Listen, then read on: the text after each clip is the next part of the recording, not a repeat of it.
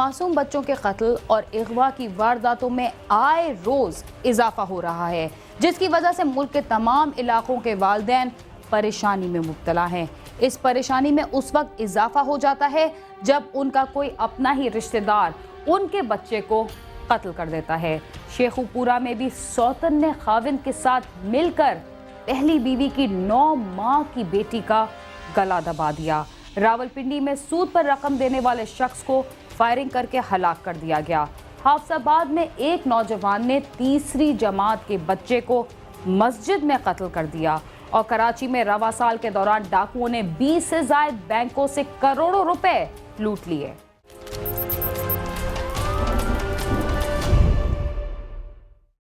سال 2011 کراچی کے ڈاکوؤں کے لیے بہت ہی منافع بخش سال ثابت ہوا۔ اس سال شہر میں 20 سے زائد بینکوں سے کروڑوں روپے لوٹ لیے گئے۔ ڈکیتیوں کے لیے جمعے کا دن ڈاکوؤں کا پسندیدہ دن رہا۔ اس مبارک دن میں انہوں نے 11 وارداتیں کر ڈالی۔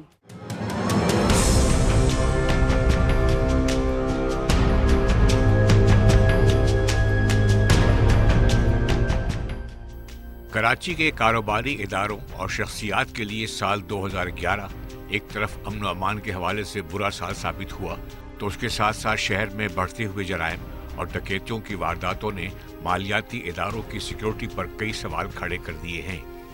بینک کی نام نہاد سیکیورٹی پر تعینات سیکیورٹی گارڈز کو لمحوں میں یرغمال بنانے کے بعد ڈاکو بینک کا صفایا کر کے فرار ہوتے رہے، اور ان واقعات کے سدباب کے لیے قائم سیکیورٹی ادارے انہی گارڈز کو حراست میں لینے اور سوائے لکیر پیٹنے کے کچھ نہ کر سکے۔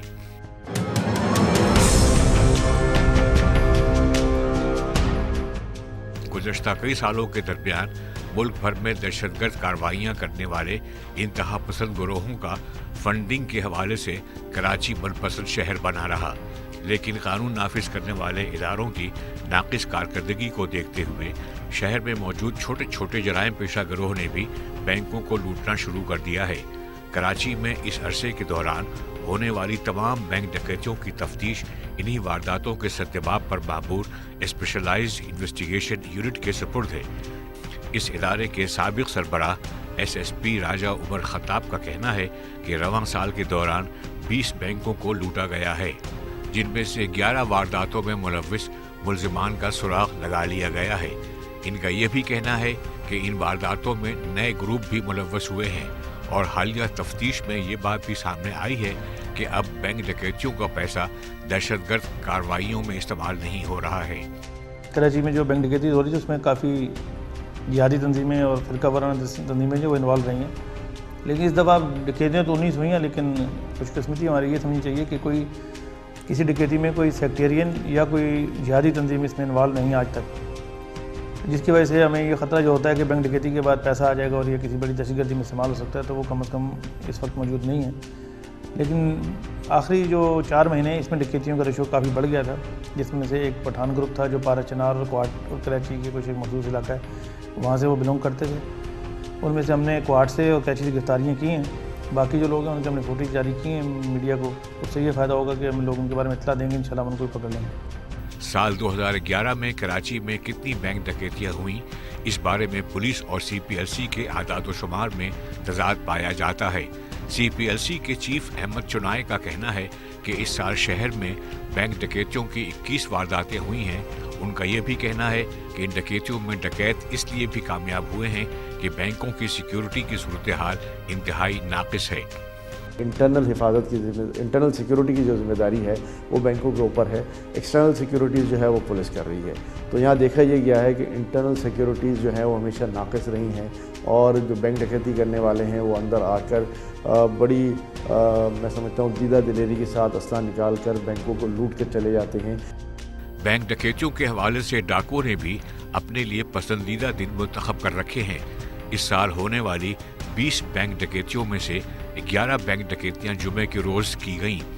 ڈاکوؤں کا جمعہ پسندیدہ دن کیوں بنا رہا، اس بارے میں ایس ایس پی راجہ عمر خطاب کا کہنا ہے کہ جمعہ ویسے بھی مذہبی طور پہ بھی، اور ہم بھی مسلم بھی نا، ایک ہمارا کول دن ہوتا ہے، ہماری ہر چیز سے ہم بڑے ٹھنڈے مزاج میں ہوتے ہیں، تو ملزم شاید اس چیز سے ایک فائدہ اٹھا لیتے ہیں کہ چلیں تمام چیزیں جو ہیں وہ نارمل چل رہی ہیں، تو اس میں وہ صبح 11 بجے تک کا ٹائم ہوتا ہے، اس میں لوگ عموماً جمعے کے دن ذرا جمعے کی تیاری میں بھی ہوتے ہیں، تو وہ ایکٹیویٹیز وہ الرٹنس نہیں ہوتی، جس کی وجہ سے شاید وہ فائدہ اٹھاتے ہیں اس چیز کا۔ شہر میں ہونے والی بینک ڈکیتیوں کے بارے میں CPLC کے چیف احمد چرائے کا کہنا ہے کہ ان وارداتوں میں غیر مقامی افراد ملوث ہیں اور ان ڈکیتیوں کا پیسہ ملک میں ہونے والی دہشت گرد کارروائیوں میں استعمال ہو رہا ہے۔ پچھلے سال 22 کے قریب بینک ڈکیتیاں اور بینک رابریز ہوئی ہیں اور اس سال کا فگر 21 کے قریب ہے اب تک۔ میں یہ سمجھتا ہوں کہ اس میں ایک بڑی تعداد جو گرفتاریاں ہوئی ہیں یا انویسٹیگیشن سے جو بات سامنے آئی ہے یا CCTV فوٹیج سے یہ بات سامنے آئی ہے وہ یہ ہے کہ اس میں ہمارے ناردرن ایریاز کے لوگ زیادہ ملوث ہیں، اور وہ ناردرن ایریاز کے لوگ جو ہیں وہ کسی کالعدم تنظیم کی جو ہے وہ فنڈنگ کے لیے پیسے استعمال کرتے ہیں، اور یہ پیسے جو ہیں وہ پھر پاکستان میں دہشت گردی کے لیے استعمال ہو رہے ہیں۔ سال 2011 تو ڈاکوؤں کے لیے منافع بخش اور مالیاتی اداروں کے لیے ڈراؤنا خواب ثابت ہوا، لیکن مستقبل میں ایسے واقعات سے بچنے کے لیے پولیس کے ساتھ ساتھ بینکوں کو بھی اپنی سیکیورٹی انتظامات بہتر بنانے ہوں گے۔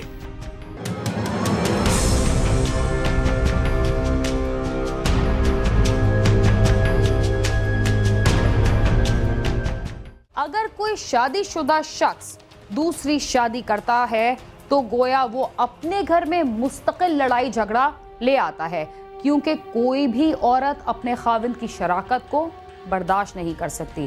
شیخوپورہ میں بھی ایسا ہی ایک دردناک واقعہ پیش آیا جب سوتن نے خاوند کے ساتھ مل کر پہلی بیوی کی 9 ماہ کی معصوم بیٹی کا گلا دبا کر اسے موت کے گھاٹ اتار دیا۔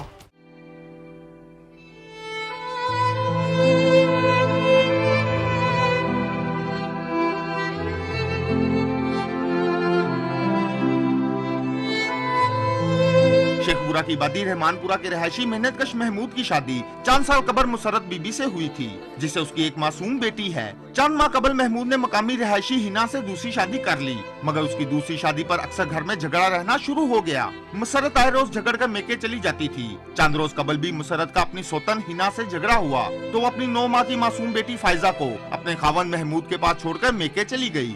کام کرتی تھا تو بھی مجھے مارتے سی، اتنا مارتے سی سوٹیاں دے نال کہ میں یہ ایسے کہ بچے نے میرا روٹی کمانی ہے، نہیں ہوئی خرچہ دینا، نہیں مطلب پوچھتا دستا، تو بچے نے میرے اخیر انہوں نے اتنا مجبور کیا، انہیں کیا جب جانا ہے تو جب بچے چھڈ کے تو چلے جا، میرے پیکے آئے، انہیں مجھے مارا کٹیا تو پھر وہ لے گئے سی مجھے۔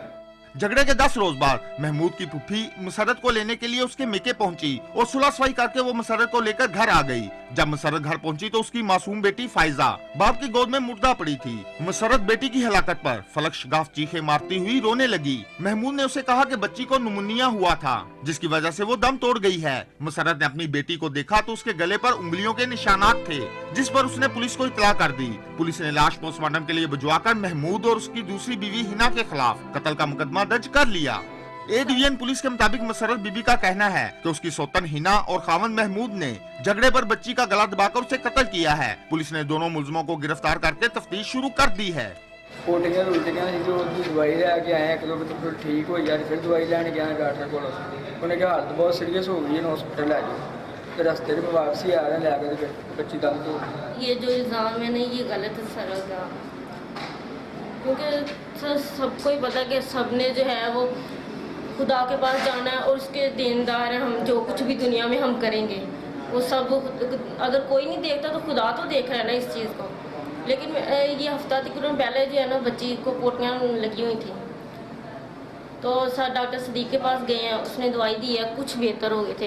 یہ 3-4 دن سے پھر جو ہے وہ پوٹیاں کرنے لگی تو ڈاکٹر اکبر کے پاس نا آج لے کے گئے تو اس سے کہا کہ آرام نہیں آ رہا ہے، تو اس نے کہا کہ یہ جو ہے نا کافی اس کی طبیعت خراب ہے تو ہسپتال لے جائیں آپ۔ تو وہ سر راستے میں لے کے جا رہے تھے تو دم توڑ دیا کہ سیم کے پاس ہی بھی ہم مترئی ماں چاہے جتنا مرضی بچوں کو سنبھالے لیکن وہ مترئی کہلاتی، چاہے وہ کچھ بھی ہو جائے۔ یہی کہا جاتا ہے کہ جو سکی ماں ہوتی ہے مترئی، چاہے وہ جتنا مرضی بچوں کو پیار کرے، بس اس کے آگے کو کچھ نہیں۔ مسرت بی بی نے وزیر اعلیٰ پنجاب سے اپیل کی ہے کہ اس کی بیٹی کے قاتلوں کو کیفے کردار تک پہنچایا جائے۔ ساتھی رپورٹر شہباز خان کے ساتھ عامر شہزاد، سما، شیخوپورہ۔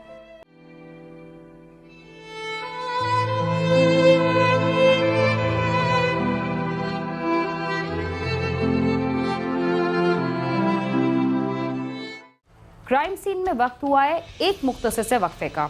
आप समा के साथ रहिए।